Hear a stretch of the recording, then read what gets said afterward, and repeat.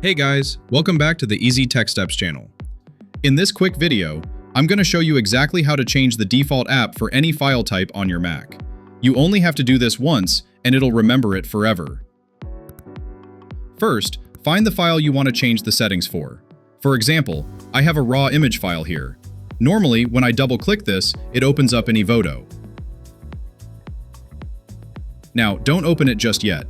Instead, right-click on the file and look for the option that says Get Info. You're going to see a long info panel pop up on the side of your screen.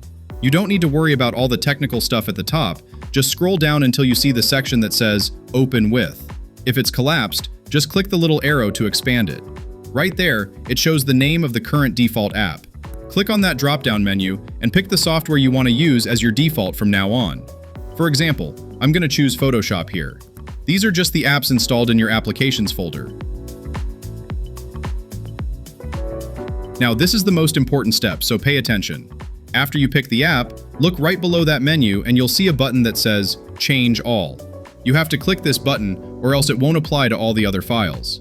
Your Mac is going to pop up a window asking you to confirm if you're sure you want to change this for all files with the same extension. Go ahead and hit Continue, and you're done. Alright, you can close that info panel now. Try double-clicking that image file again. It opens right up in Photoshop. From now on, every other raw file on your computer will automatically open in Photoshop too, so you don't have to set it again. You can do these exact same steps for PDFs, music files, or videos. That's it. Simple, right? I hope this little trick makes your Mac experience smoother so you don't have to right-click and select Open With every single time. If you found this video helpful, please don't forget to hit like and subscribe to Easy Tech Steps to support the channel and see more tips like this.